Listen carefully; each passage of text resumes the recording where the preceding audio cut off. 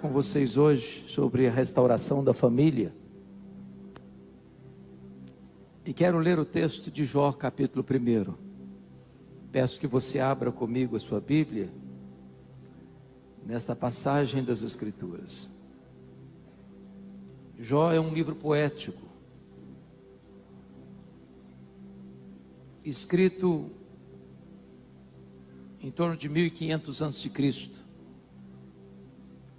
Muito embora esse texto tenha 3.500 anos aproximadamente, ele é vivo, atual, oportuno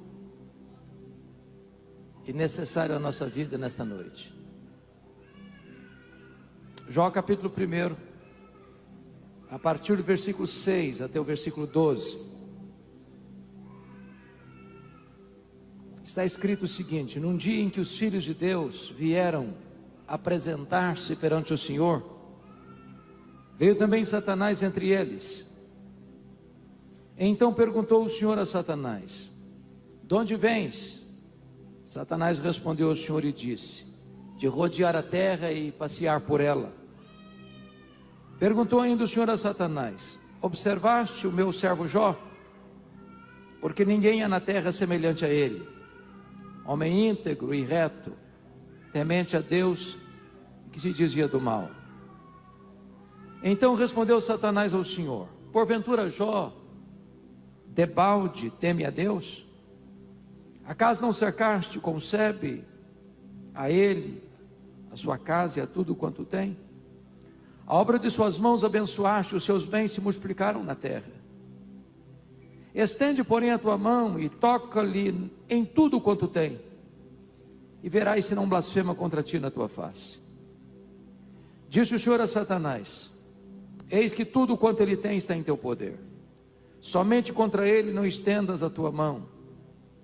E Satanás saiu da presença do Senhor. Capítulo 2, versos 1 a 6. Num dia em que os filhos de Deus vieram apresentar-se perante o Senhor, veio também Satanás entre eles apresentar-se perante o Senhor. Então o Senhor disse a Satanás: de onde vens? Respondeu Satanás ao Senhor e disse: de rodear a terra e passear por ela. Perguntou o Senhor a Satanás: observaste o meu servo Jó? Porque ninguém há na terra semelhante a ele, homem íntegro e reto, temente a Deus e que se desvia do mal. Ele conserva a sua integridade, embora me incitasses contra ele para o destruir sem causa.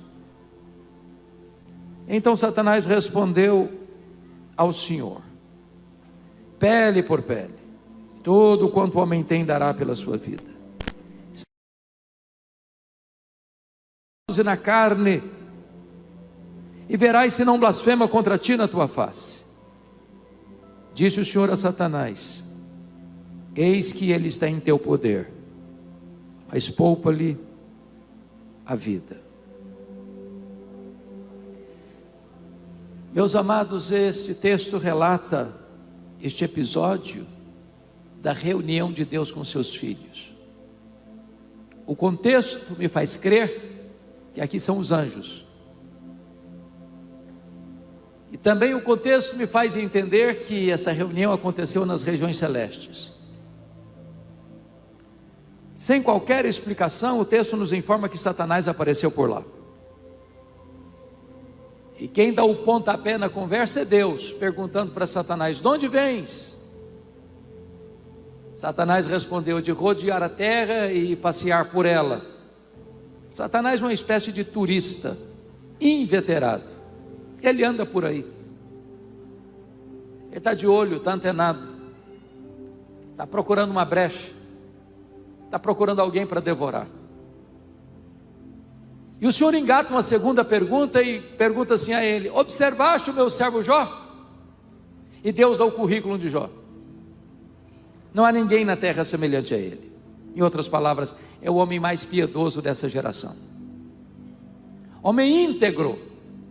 Íntegro é aquilo que você é com a porta do quarto trancada, sem ninguém observando. Homem reto. Reto é aquilo que você é em público, todo mundo está vendo.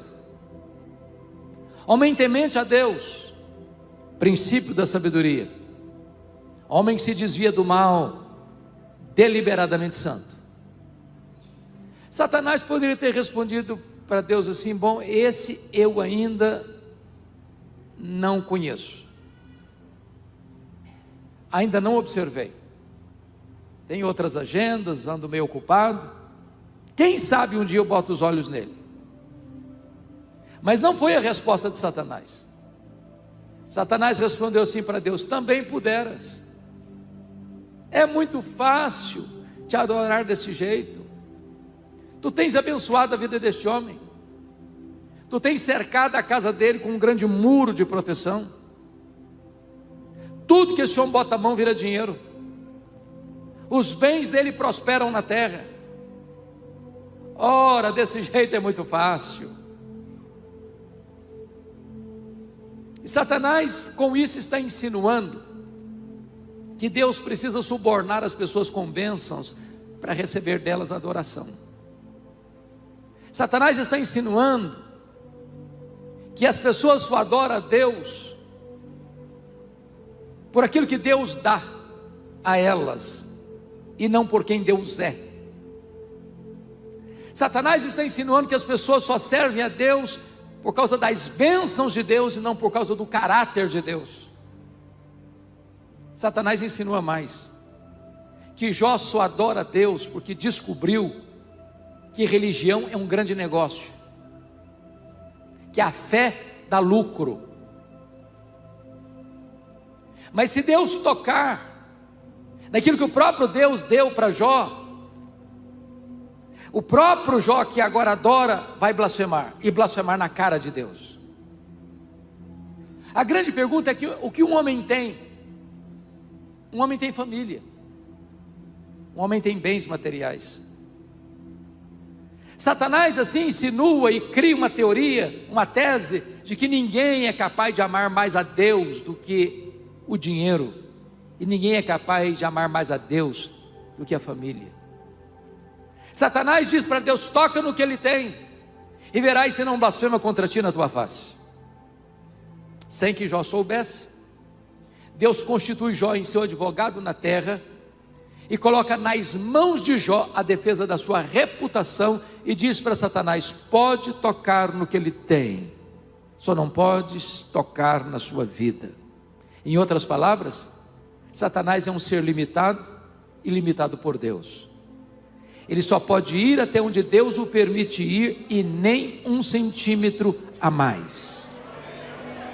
O Deus a quem servimos nesta noite manda no céu, manda na terra e manda no inferno. Ele tem o controle de tudo. Mas com a permissão de Deus, Satanás sai dali para fazer um estrago na vida de Jó.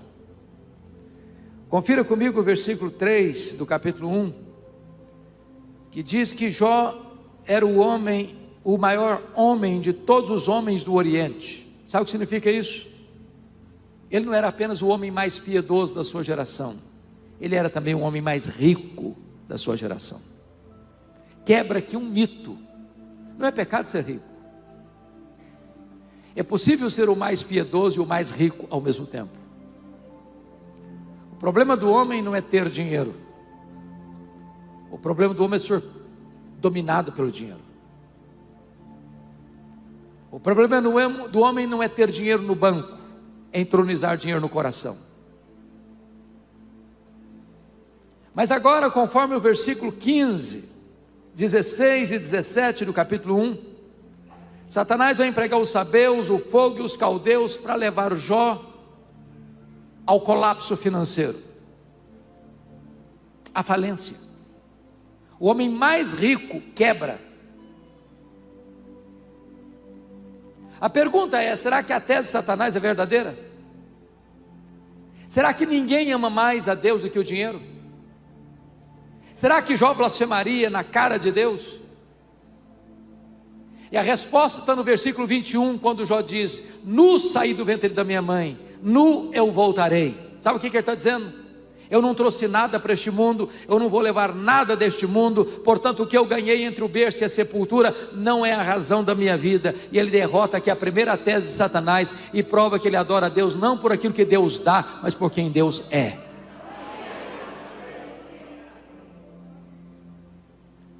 Mas no mesmo dia que Jó recebe a trágica notícia de que ele está quebrado, chega ali a notícia mais amarga da vida. Ele era um pai exemplar, conforme o capítulo 1, versículo 5. Era um pai presente, intercessor, conselheiro, que se preocupava com a vida espiritual dos filhos. E agora, num dia de festa, onde os filhos todos estão reunidos na mesma casa, esta casa desaba sobre os filhos, e eles todos morrem no mesmo acidente. Meus irmãos, só quem é pai consegue avaliar a dor de um pai sepultando um filho. Pois Jó tem que levar para o cemitério todos os seus filhos no mesmo dia. Como é que ele volta do cemitério? Como é que retoma a vida? Como é que ele se levanta do luto? Como é que ele se ergue das cinzas? Será que a tese de Satanás é verdadeira? Será que ninguém ama mais a Deus do que a família? Será que Jó blasfemaria contra Deus? E a resposta está no capítulo 1, versículo 20 e 21, quando diz assim: então Jó se levantou, rasgou o seu manto, rapou a cabeça, lançou-se em terra e adorou a Deus e disse: o Senhor o deu, o Senhor o tomou, bendito seja o nome do Senhor. Ele derrota a segunda tese de Satanás.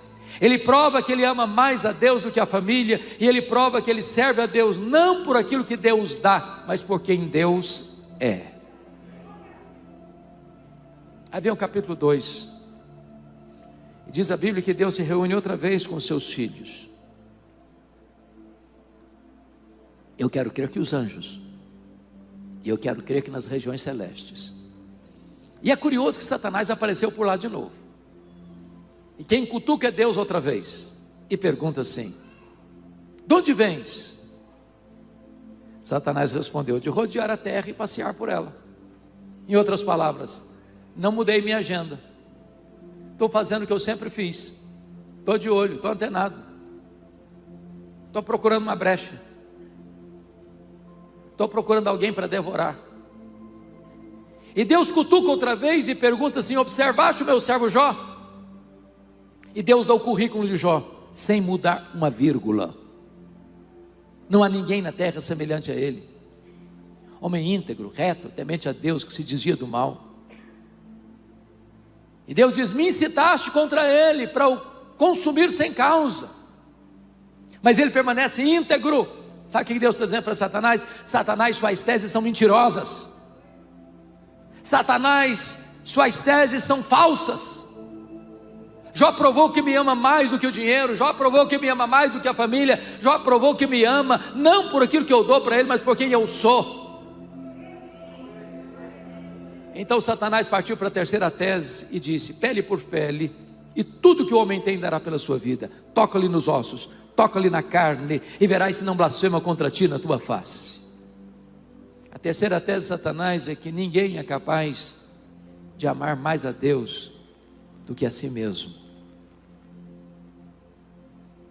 Sem que Jó soubesse, mais uma vez, Deus constitui Jó em seu advogado na terra, e coloca nas mãos de Jó a defesa da sua reputação, e diz para Satanás: pode tocar nos ossos dele, pode tocar na carne dele, só não podes tirar a vida dele.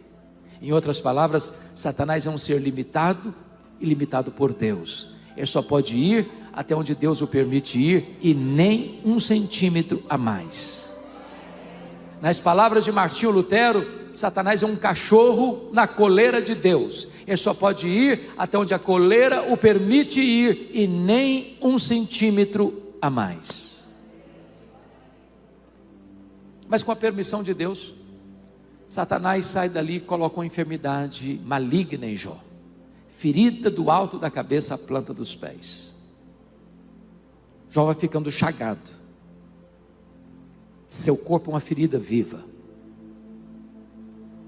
e vira uma carcaça humana, um aborto vivo.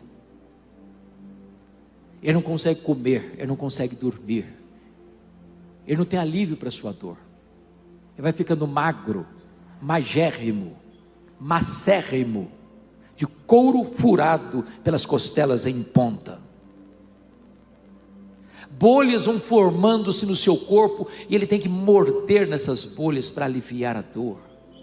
Seu corpo cheira mal. As pessoas cospem,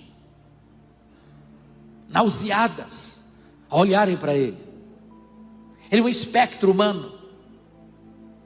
E no auge desse sofrimento, a sua mulher, não suportando ver esse cenário tão triste, diz para ele: ainda conservas a tua integridade, Jó? Amaldiçoa Deus e morre, acaba com isso. E no capítulo 2, versículo 10, diz que Jó respondeu para ela: tu falas como uma doida. Temos recebido o bem de Deus, não receberíamos também o mal? E está escrito: em tudo isso não pecou Jó contra Deus com seus lábios. Ele derrota a terceira tese de Satanás. Ele prova que ele ama mais a Deus do que a si mesmo. Ele prova que ele adora a Deus não por aquilo que Deus dá, mas por quem Deus é. Agora veja comigo o capítulo 2, versículo 11, por gentileza. Vieram os amigos, Elifaz, Bildade e Zofar. Combinaram ir juntamente condoer-se de Jó e consolá-lo. Levantaram eles de longe os olhos, não reconheceram Jó, ergueram a voz e choraram. Cada um rasgou o seu manto, lançou pó ao ar sobre a cabeça. Sentaram-se com Jó na terra 7 dias, 7 noites, e nenhum lhe dizia palavra alguma, pois viam que a dor de Jó era muito grande. Uma pergunta: será que esses homens eram verdadeiramente amigos de Jó? Eram amigos de Jó? E a resposta insofismável é: claro que eram amigos, claro. Você já fez alguma visita assim para alguém? 7 dias, 7 noites, sentado no chão, sem abrir a boca, a não ser para chorar? Você já recebeu alguma visita assim nas horas mais difíceis da sua vida? Qual o problema desses homens? O problema desses homens é que num dado momento da vida eles começaram a fazer teologia. Eles começaram a lucubrar, a filosofar, a desenvolver uma lógica quase cartesiana de causa e efeito. E eles pensaram: todo efeito tem uma causa. Se Jó está sofrendo, alguma coisa de ruim ele deve ter feito. Mas porque ele está sofrendo muito, ele deve ter feito muita coisa errada. Mas eles não só pensaram, eles falaram. E eles não só falaram, falaram para Jó. E assacaram contra Jó os mais pesados libelos acusatórios. Chamaram Jó de ladrão, chamaram Jó de adúltero, chamaram Jó de louco. Falaram para Jó que Deus matou os filhos dele porque ele era louco. Falaram para Jó que só ficou rico porque roubou dos órfãos e das viúvas. E eles massacraram Jó. E eles apunhalaram Jó. E eles jogaram contra Jó as setas mais venenosas das críticas mais desumanas. E o que Jó fez? O que você e eu faremos? Ele se queixou, ele se defendeu, ele fez perguntas. Aliás, Jó fez 16 perguntas para Deus, a mesma pergunta: por quê? Por quê? Por quê? Por quê? Por que a minha dor não cessa? Por que eu não morri no ventre da minha mãe? Por que eu não morri ao nascer? Por que os seios da minha mãe não estavam murchos de leite para eu morrer de fome? Por que o Senhor não me mata de uma vez? Ele fez 34 queixas contra Deus, 34 queixas. A única resposta que ele escutou foi o silêncio ensurdecedor de Deus. nenhuma palavra, nenhuma explicação, nenhuma luz no fim do túnel, nenhum sinal do seu favor. E eu posso garantir a vocês que muitas vezes o silêncio de Deus grita mais alto nos ouvidos da nossa alma do que o barulho mais ruidoso das circunstâncias mais adversas. Se vocês estão acompanhando o raciocínio comigo, percebem que Jó está sendo golpeado nas 5 áreas mais importantes da vida de um ser humano. Primeiro, na vida financeira. Meus irmãos, para quem sempre viveu numa magrela financeira, mais um revés, parece que já está acostumado, já está calejado. Mas para a pessoa rica, muito rica, e a mais rica, perder tudo de um dia para o outro, o chão foge de debaixo dos pés. Tem muita gente que blasfema, tem muita gente que dá um tiro na cabeça.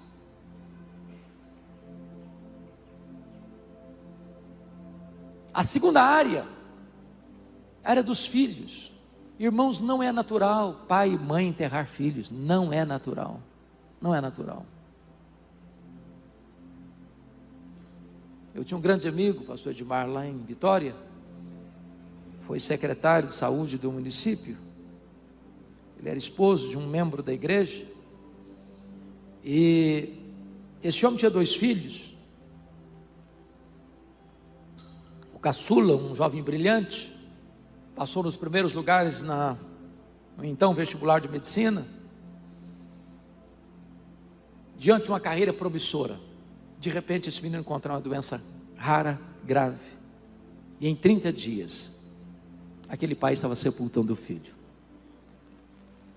E eu caminhando com ele para o cemitério, passo a passo, um andar vago, pesaroso, as lágrimas rolando no rosto, ele me disse uma frase: pastor, o que eu não entendo, e o que eu não estou conseguindo superar, é que meu filho furou a fila. Não é natural pai sepultar filhos, e Jó tem que sepultar todos os filhos no mesmo dia.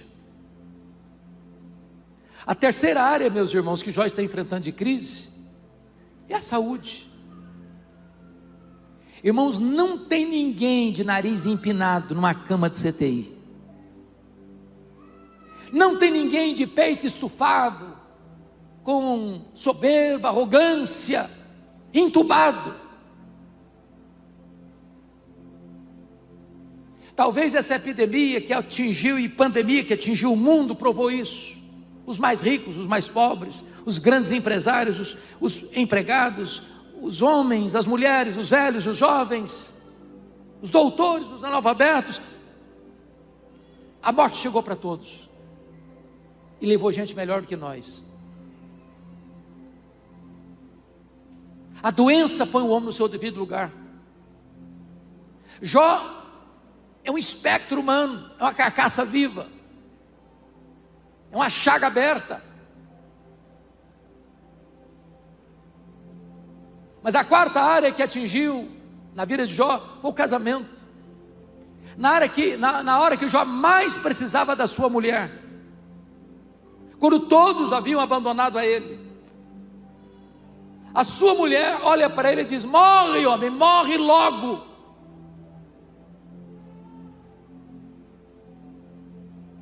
Mas finalmente a quinta área que Jó sofreu o golpe dramático foi nas amizades. Aqueles que deveriam ser consoladores tornaram-se molestadores. Aqueles que deveriam aplicar-lhe o bálsamo do alívio colocam nele o vinagre do tormento. Aqueles que deveriam secar as suas lágrimas produziram mais lágrimas amargas no coração desse homem e assacaram contra ele pesadas acusações. Quando eu olho para esse cenário, eu penso: meu Deus, esse homem perdeu tudo. O que tem mais a perder? Na verdade, ele só tem um lugar onde está, é no fundo do poço. Mas eu quero dizer para você que quando alguém está no fundo do poço, só tem uma direção para olhar: é para cima, é para o alto, é para Deus. Jó perdeu tudo, exceto a sua fé em Deus, porque das profundezas do seu sofrimento, ele arranca um brado de esperança do peito e diz: mas uma coisa eu sei, é que o meu Redentor vive. O meu Redentor vive. Não importam as circunstâncias, não importa a dor, não importa as perdas, não importam as lágrimas, não importam as injustiças sofridas, o meu Redentor vive. E eu verei o meu Redentor. Quando Jó dá esse brado de esperança, diz a Bíblia que Deus rompe o silêncio, e Deus começa a falar. Mas curiosamente, quando Deus rompe o silêncio, Deus não responde nenhuma das 16 perguntas de Jó. Deus não responde nenhuma das 34 queixas de Jó. Quando Deus rompe o silêncio, Deus faz literalmente 70 perguntas para Jó, todas retóricas. E Deus pergunta para ele: ô Jó, onde você estava quando eu lançava os fundamentos da terra? Ô Jó, onde você estava quando eu espalhava as estrelas no firmamento? Ô Jó, onde você estava quando eu cercava as águas do mar para elas não invadirem a terra? E Deus foi despejando em cima de Jó torrentes caudalosas da sua grandeza, da sua majestade.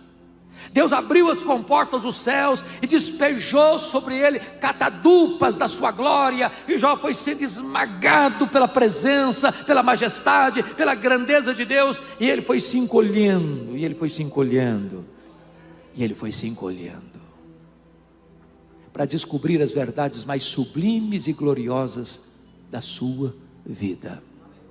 Verdades essas que podem impactar o seu coração, o meu coração, nesta noite. Que verdades são essas? Elas estão lá em Jó 42, vamos para lá, por favor, nesse momento. Abra aí comigo Jó 42.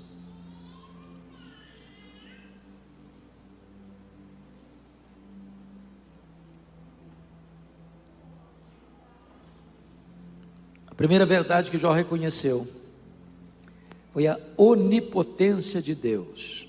Verso 1 e 2 diz assim: então respondeu Jó ao Senhor: bem sei que tudo podes. Que verdade bendita, que verdade extraordinária.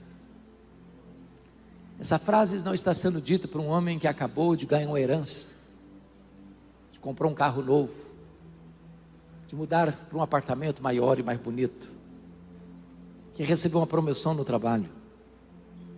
Essa frase não está sendo dita para um pai que acabou de ver o seu filho nascer, ou de um jovem que está contraindo um matrimônio na festa do casamento. Essa frase está sendo dita por um homem quebrado, doente, enlutado, abandonado pela esposa, acusado pelos amigos. Eu sei que tudo podes. Você e eu temos limitações intransponíveis. Nós temos. Eu acho isso tão curioso, Pastor Luiz. Eu gosto muito de ler, e eu costumo visitar as livrarias quase toda semana. E vocês muito bem sabem que os livros mais lidos no Brasil e no mundo são os livros de autoajuda, não é verdade? Livros que ensinam você a ficar rico rápido. Eu acho que eu não estou sabendo ler esses livros. E esses livros dizem assim: você é forte, você tem a força, você é um gigante, há poder nas suas palavras. Sabe o que a Bíblia diz? Exatamente o contrário. A Bíblia diz que você e eu somos fracos. A Bíblia diz que Deus conhece a nossa estrutura e sabe que somos pó. Nós temos muitas fraquezas. Por exemplo, nós temos fraquezas físicas. Querendo ou não, gostando ou não, o tempo vai esculpindo algumas rugas no nosso rosto, indisfarçáveis.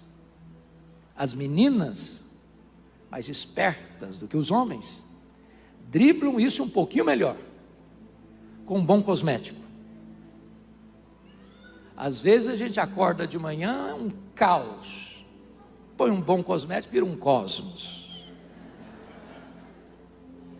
Daqui a pouquinho uma cirurgia plástica ajuda, e muito, e muito.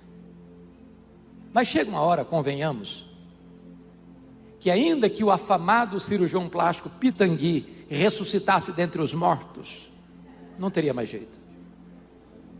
As pernas ficam bambas, os joelhos trôpegos, as mãos descaídas, os olhos embaçados, e diz os entendidos que cada fio de cabelo branco que brota na sua cabeça é a morte chamando você para um duelo. Eu acho até um exército acampado ao meu redor. Temos fraquezas físicas, temos fraquezas emocionais. Irmãos, nenhum de nós aqui está incólume, livre, imune das lutas e dores da vida. Eu não sei quanto a você, mas já passei madrugadas insones e sem conciliar o sono mesmo, com lágrimas rolando no rosto. Meu Deus, eu não aguento mais. Fraquezas emocionais. Temos fraquezas morais. Quantas vezes você e eu já prometemos para Deus: Deus, eu não quero mais cometer esse erro. Daqui a pouquinho você se flagra cometendo o mesmo erro. Não é porque faltou para você sinceridade, não, faltou para você poder. Temos fraquezas espirituais. Somos um ser contraditório, ambíguo. O mal que não queremos praticamos, o bem que queremos não fazemos. Somos fracos. Mas louvado seja Deus, você e eu podemos dizer hoje: mas o meu Deus tudo pode. Para Ele não tem causa perdida, para Ele não tem doença incurável, para Ele não tem casamento irrecuperável, para Ele não tem família sem salvação, para Ele não tem lata de lixo no reino, para Ele não tem problema insolúvel. Ele tudo pode. Quem é o seu Deus? Quão grande é o seu Deus? Quão poderoso é o seu Deus? O seu Deus é aquele que mede as águas na concha da sua mão. O seu Deus é aquele que mede o pó das montanhas em balança de precisão. O seu Deus é aquele que mede os céus a palmos. O seu Deus é aquele que espalha as estrelas no firmamento, e por ser forte em força e grande em poder, quando a chama pelo nome, nenhuma só delas vem a faltar. O seu Deus é aquele que olha para as nações da terra e considera todas elas como um pingo que cai num balde, como um pó numa balança de precisão, como um vácuo, como nada, como menos do que nada. Este é o seu Deus, Ele tudo pode.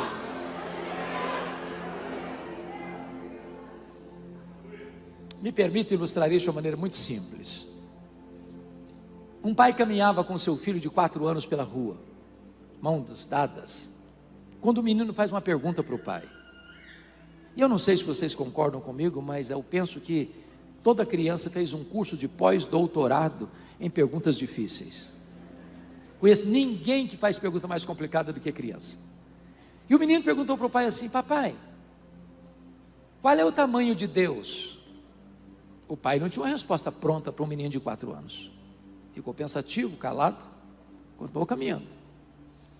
Daqui a pouquinho, ele escuta o barulho das turbinas de um avião supersônico, lá nas alturas excelsas, e disse para o filho: olha para cima, filho, está vendo aquele avião? O menino olhou e disse: estou vendo. Qual é o tamanho daquele avião, meu filho? O menino respondeu: pequeno, muito pequeno, estava muito longe. O pai pegou o menino pelo braço, levou no aeroporto. Tinha um jumbão de mais de 400 passageiros estacionado. Chegou bem perto e perguntou: está vendo esse avião, meu filho? Estou vendo, papai. Qual é o tamanho desse avião, meu filho? O menino respondeu: esse é grande, muito grande. O pai disse: pois é, filho, Deus é do mesmo jeito. Quando você está longe de Deus, meu filho, Deus parece pequeno para você. Aí os seus problemas ficam enormes. Mas quando você está perto de Deus, meu filho, Deus é grande para você. aí os seus problemas ficam pequenos. Agora eu sei que tudo podes. A segunda coisa que Jó descobriu, irmãos, que mudou a história dele, está aí no versículo 2, e ele diz assim: e nenhum dos teus planos pode ser frustrado. Se há uma verdade na Bíblia que me consola por demais, é a doutrina da soberania de Deus. Sabe por quê, irmãos? Você e eu não cremos em sorte. Você e eu não cremos em azar. Você e eu não cremos em coincidência.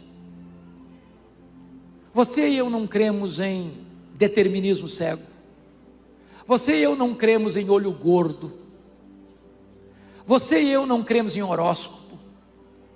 Você e eu não cremos em macumba para crente. Você e eu cremos que a mão de Deus dirige o nosso destino. Você e eu cremos que nem um fio de cabelo da nossa cabeça pode ser tocado sem que Deus saiba, sem que Deus permita, sem que Deus tenha um propósito.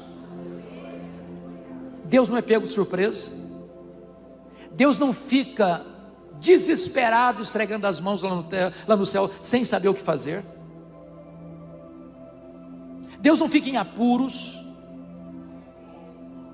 Deus está sentado no trono. Ele tem as rédeas da história nas suas mãos. E Ele tem um plano eterno que jamais pode ser frustrado. Você não é uma lasca de lenha jogado no mar da vida, empurrado de um lado para o outro ao sabor das circunstâncias. A sua vida está rigorosamente nas mãos de Jesus. E das mãos de Jesus ninguém pode arrancar você. Você e eu podemos afirmar com todas as letras: sabemos que todas as coisas cooperam para o bem daqueles que amam a Deus, daqueles que são chamados segundo o seu propósito. Descanse o seu coração. Descanse o seu coração. Deus está trabalhando não contra você, mas por você. A terceira verdade que mudou a história de Jó, irmãos, está no versículo 3, confira comigo. Na parte B do verso está escrito: na verdade falei do que eu não entendia, coisas maravilhosas demais para mim, coisas que eu não conhecia. Jó reconheceu a sua profunda limitação. Para você entender esse versículo, me permita um conselho. Às vezes eu penso, pastor Edmar, que a nossa leitura bíblica, ela fica prejudicada, porque tem crente que lê Bíblia só com caixinha de promessa. Puxa um versículo, amanhã puxa outro versículo, depois outro versículo, e via de regra versículo bom, né? Só promessa, não tem problema, confronto, não tem arrependimento, não tem confissão de pecado, não tem nada disso. Ou ele lê um pedacinho hoje, lê um pedacinho amanhã, lê outro pedacinho, sem conexão nenhuma. Aí ele não vai formando entendimento. Então procure ler sua Bíblia, ler um livro da Bíblia numa sentada só. Pegue um sábado, um feriado, leia o livro de Jó numa sentada só. Porque se você perceber, por que ele está dizendo assim, falei do que eu não entendia? Leia o livro. Quando a gente está sofrendo, a gente fala muito, ou não fala nada, né? No caso de Jó, ele falou muito. Jó não foi aquele cara que sofreu, ou conforme Tiago, paciente, como o estoico, que sentou num canto da sala, trincou os dedos e aguentou calado. Não, ele falou e falou muito. Ele se queixou, ele perguntou, ele se defendeu. Mas Jó, como você e eu, não enxergamos na curva. Como você e eu, Jó não enxerga no escuro, não enxergava no escuro. E agora Deus se revela para ele. Deus despeja em cima dele torrentes da sua majestade. E quando Deus está se revelando a ele, fazendo 70 perguntas para ele, ele bota a mão na boca e diz: meu Deus, quanta coisa eu falei sem saber. Conclusão: O sábio é aquele que sabe que quase nada sabe, porque o que você sabe é muito menor que o que você não sabe. Então, quando você encontra uma pessoa que fica arrotando muito conhecimento em cima de você, posso saber de uma coisa: sabe quase nada. É lata vazia que faz barulho. Você já encontrou uma pessoa que diz: eu conheço Bíblia de capa a capa? Aí você pergunta João 3,16 para ele, não sabe onde fica.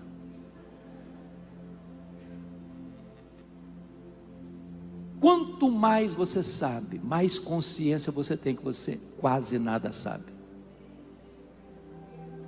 Eu fui criado na roça, naquela roça assim bem familiar, de plantar o milho e de colher o milho no muque.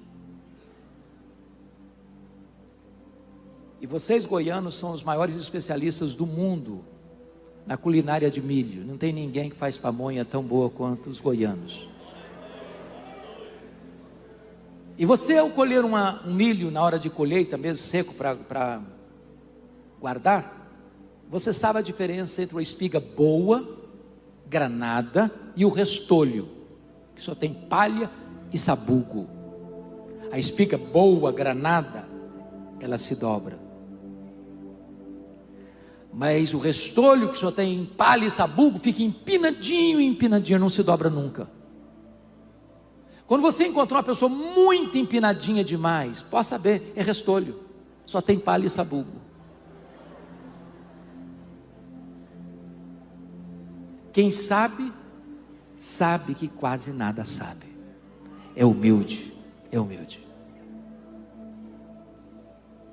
A quarta coisa que mudou a história de Jó, irmãos, está no versículo 5, ele reconheceu o seu limitado conhecimento de Deus. Veja comigo, eu te conheci só de ouvir, mas agora os meus olhos te veem. Esse versículo, pastora Sara, me deixa em crise.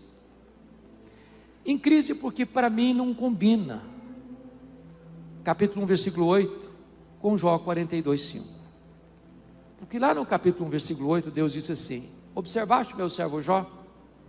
Não há ninguém na terra semelhante a ele, homem íntegro, reto, temente a Deus, que se desvia do mal. Agora, esse homem vem me fazer uma declaração: eu te conhecia só de ouvir, agora os meus olhos te veem.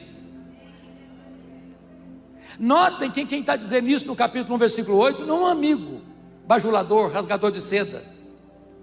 Quem está falando isso é Deus. E Deus não tem uma opinião a seu respeito, Deus tem um diagnóstico.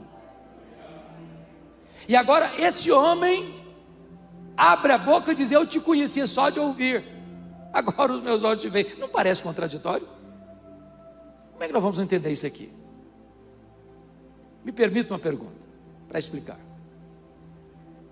Você conhece a Deus? Conhece? Quanto você conhece a Deus? Quanto? Quanto?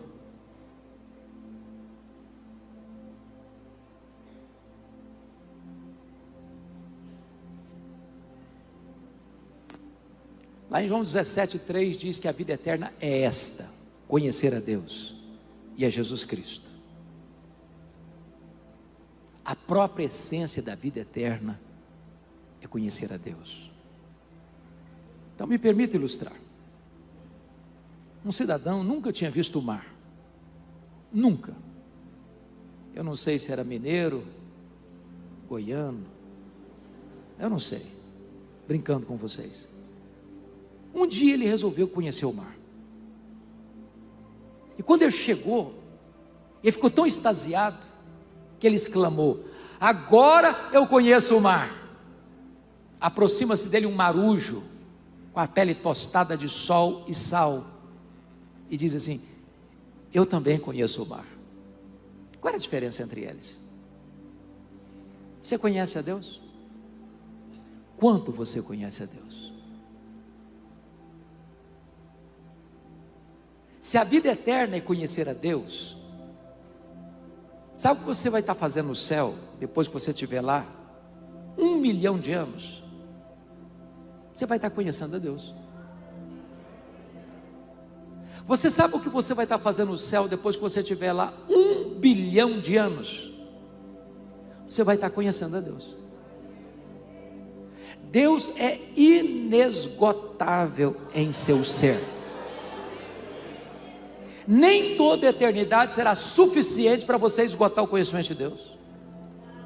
Jamais haverá um tempo, se eu posso falar de tempo dentro da eternidade, onde você possa dizer assim: bom, agora eu já conheço tudo de Deus, não tem mais nada para conhecer, agora eu vou botar no piloto automático, que a vida celestial vai virar uma rotina. Jamais. Agora eu entendo o profeta: conheçamos e prossigamos em conhecer o Senhor. Agora eu entendo Jó. Eu só estou arranhando a superfície. Tem mais, tem muito mais, tem infinitamente mais para conhecer.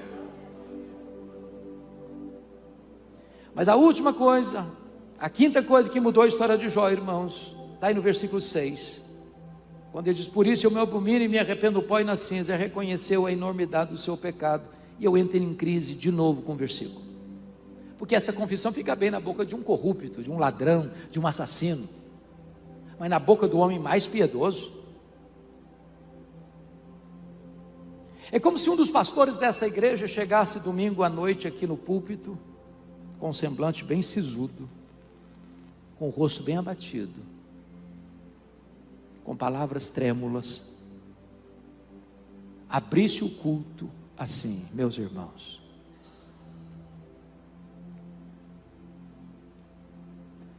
eu preciso confessar uma coisa para vocês hoje.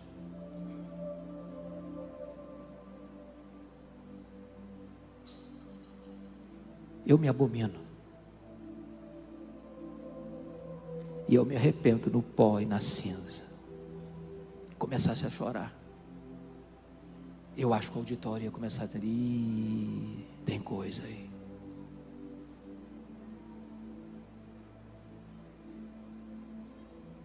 Como é que eu posso entender Jó? Fazer uma confissão dessa? Me permita explicar. As pessoas que mais choraram e lamentaram os seus pecados não foram as pessoas que mais pecaram, foram as pessoas que mais perto de Deus andaram. Quem está longe de Deus, nem consciência de pecado tem.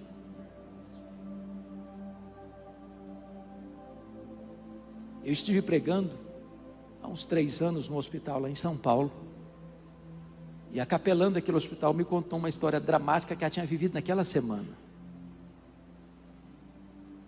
Uma moça chegou com uma hemorragia grave, e o médico correu para atendê-la, acompanhado do pai. A moça estava, e o médico examinou e disse: essa menina acabou de ter um bebê. A moça protestou, falou: não, senhor, eu não estava grávida não. O pai disse: não, o senhor está enganado, a minha filha não estava grávida. E o médico disse: pois ela acabou de ter um bebê. E o médico foi muito ousado, disse: me traga o bebê, porque senão eu vou denunciar o caso à polícia. Meia hora depois chegava um bebê, numa caixa de isopor, sem nenhum sentimento de culpa, nem da moça, a mãe, nem do pai da moça, o avô. Quem está longe de Deus nem tem consciência de pecado. Mas quanto mais perto da luz você está, mais convicção você tem de que você é pecador e carece da graça de Deus. Então, se você encontra uma pessoa na igreja que toda vez que ela encontrar com você, ela tem elogios a fazer acerca de si mesma, que ela é a mais piedosa, que ela é isso, que ela é aquilo, que ela é aquilo outro, pode ter certeza, você está perto de uma pessoa que está longe de Deus. Quanto mais perto de Deus, mais quebrantado está o coração. Bom, me permita dizer isso. Jó ainda está com toda essa revelação, falido, doente, enlutado, abandonado pela esposa e acusado pelos amigos. O que mudou não foram as circunstâncias, foi o entendimento. Porque hoje, irmãos, a gente quer que Deus mude as circunstâncias, mas não quer mudar a minha cabeça. Deus quer te dar um novo coração, uma nova mente, uma nova compreensão, uma cosmovisão celestial. E agora nós vamos para o versículo 10 do capítulo 42, porque aqui está a chave da virada, ou a chave hermenêutica do livro. O que está escrito no versículo 10? Confira comigo. Mudou o Senhor a sorte de Jó, quando ele chorava pelos seus amigos, e o Senhor deu-lhe o dobro de tudo o que antes possuíra. A grande pergunta do texto é: por que é que Deus mudou a sorte de Jó quando ele chorava pelos seus amigos? Por quê? Nesse ponto. Então vou fazer uma perguntinha para vocês. Vocês já chegaram a um ponto na vida espiritual que já nenhuma pessoa mais fala mal de vocês? Já chegaram nesse estágio pré-angelical?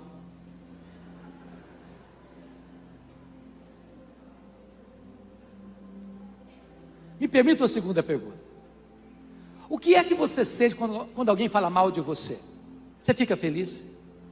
Dá pulos de alegria? Dá glória a Deus? Louvado seja o Senhor, está falando mal de mim. Eu acho que vou até dormir melhor essa noite. É assim que você reage? Terceira pergunta: o que vocês acham que Jó sentiu quando os seus amigos disseram assim: você é um ladrão, você é um adúltero, você é doido de pedra, você é louco, Deus matou seus filhos, você é louco, você roubou os órfãos, você roubou as viúvas, enquanto a Bíblia diz que Jó era os olhos dos cegos e as pernas dos aleijados e o amparador dos órfãos e viúvas? Como é que você reage quando você é acusado de coisas que você não fez, de pecados que você não cometeu? Como é que você reage? Como é que Jó reagiu? Você acha que ficou feliz? Não. Ele se defendeu, ele se defendeu, ele se defendeu, ele se queixou, ele se queixou, ele se queixou. E sabe o que tem no coração de alguém que se defende, se defende, se defende, se queixa, se queixa, se queixa? Tem mágoa, tem dor. Sabe o que Deus está dizendo para Jó? Meu filho, saia desta arena da autodefesa, saia desta arena de se vitimizar. Meu filho, entre na brecha da intercessão, porque você não pode orar por alguém e ter mágoa desse alguém ao mesmo tempo. E diz a Bíblia que quando Jó começa a orar por aqueles que acusaram a ele, Deus mudou a sorte de Jó. Sabe o que é encantador? É que Deus restaurou as 5 áreas que Satanás tentou destruir na vida de Jó. Restaurou todas elas.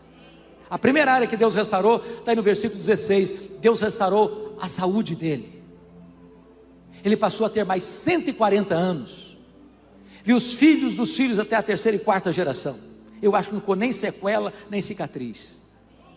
Eu quero dizer para vocês nesta noite que o nosso Deus é o mesmo, e Ele está aqui nesta noite, e Ele é o Jeová Rafá, e Ele cura, e Ele sara. A última palavra não é da medicina, não é da ciência, é do Senhor Deus Todo-Poderoso. Ele pode levantar o enfermo do leito da enfermidade, Ele pode restaurar a saúde, Ele pode prolongar a vida.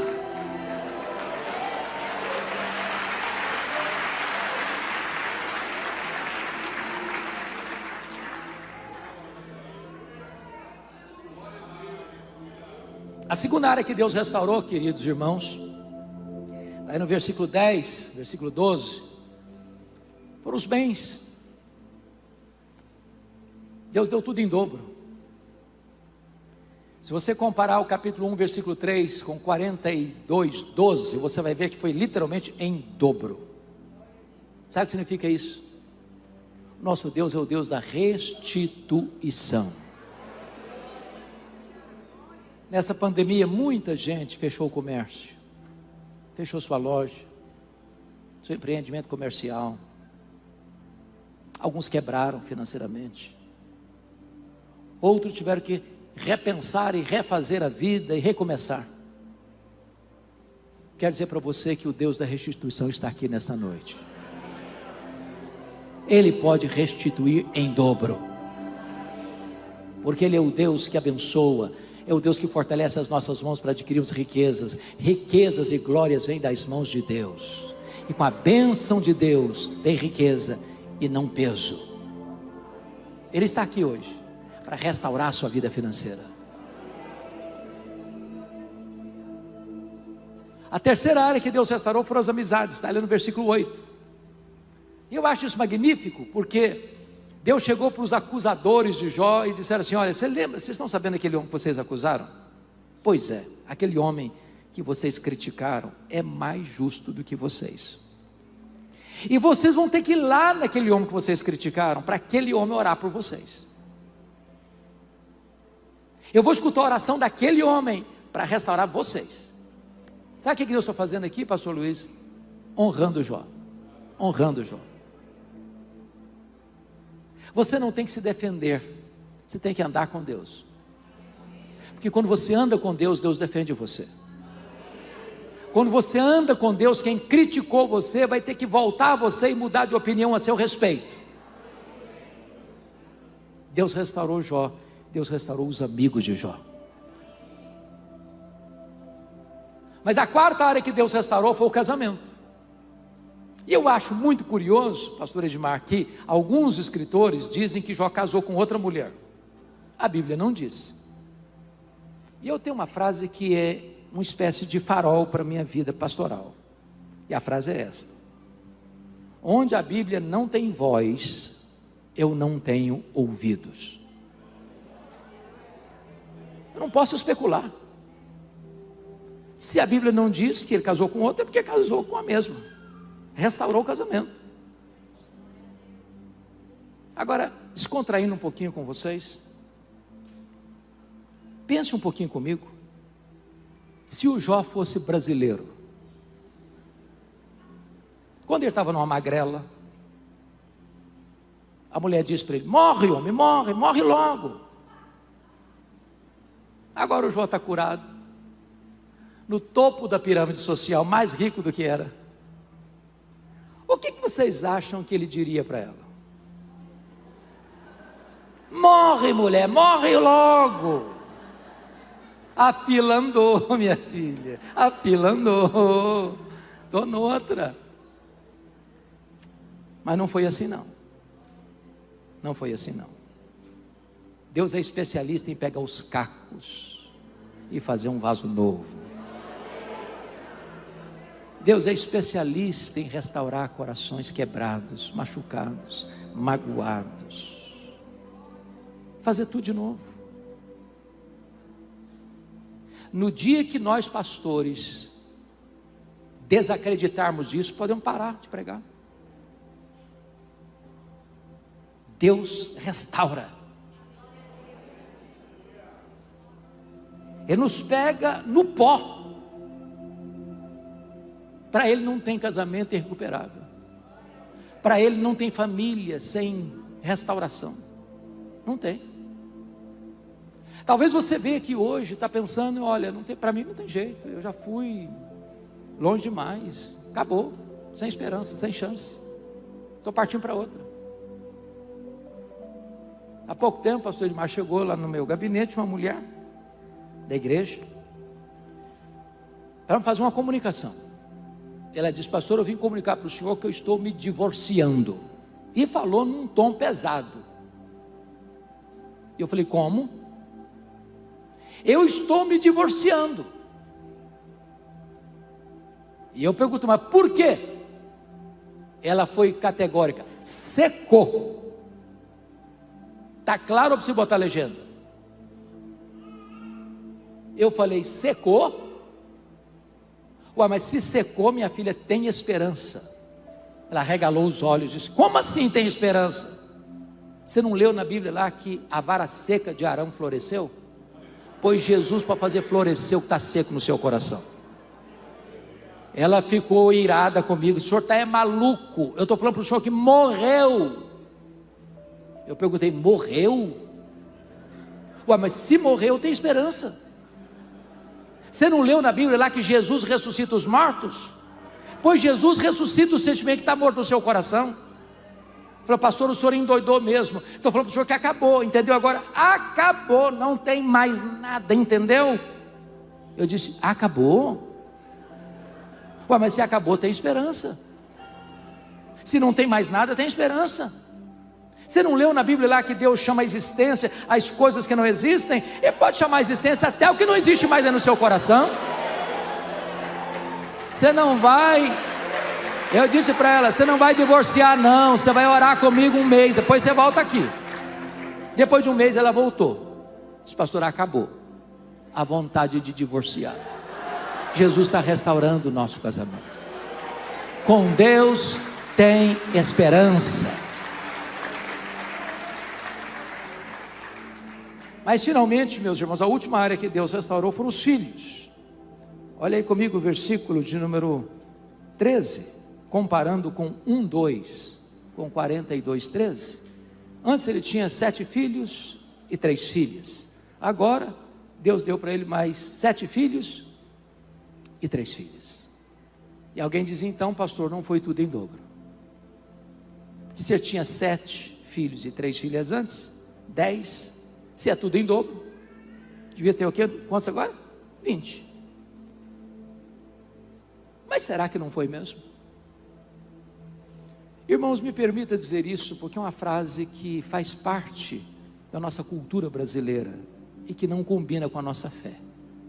É muito comum, e nessa pandemia escutei tanto isso: perdi meu pai, perdi minha mãe, perdi meu avô, perdi meu tio, perdi meu filho. Você perde algo ou alguém quando você não sabe onde este algo ou este alguém está. Mas se nós estamos falando de servos e servas de Deus, quando um crente morre, nós sabemos para onde ele vai e com quem ele está. Está no céu, está com Jesus. Como aquele pai que voltava do cemitério depois de sepultar o seu filho único, e um amigo veio e lhe deu um abraço e disse: meus pêsames, eu soube que o senhor perdeu o seu filho. Eu disse: não, eu não perdi meu filho. Eu sei onde o meu filho está, eu sei com quem o meu filho está. O meu filho está no céu, o meu filho está com Jesus. Então agora Jó tem 10 filhos no céu, Jó tem 10 filhos na terra. Deus restaurou e restaurou completamente.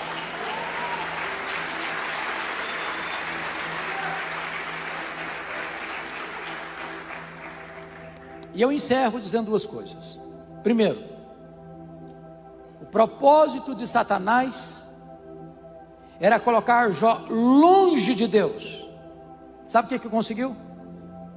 Colocar Jó mais perto de Deus. Sabem por quê? Porque os planos de Deus não podem ser frustrados. Segunda coisa, Deus restaurou a sorte de Jó, mas Deus não explicou para Jó por que ele sofreu. Você e eu sabemos, Jó não sabia. No enredo, todo mundo está equivocado.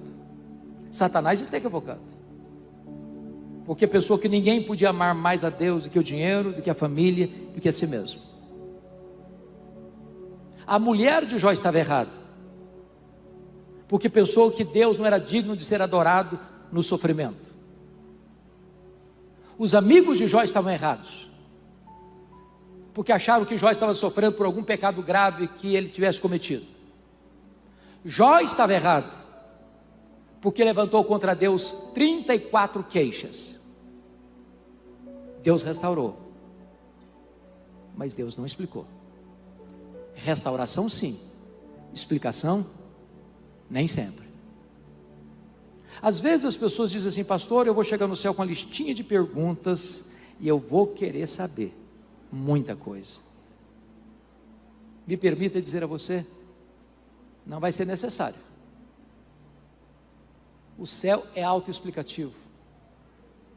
No primeiro minuto do céu, todas as nossas perguntas já não farão sentido mais, porque a nossa leve e momentânea tribulação produzirá para nós eterno peso de glória acima de toda a comparação.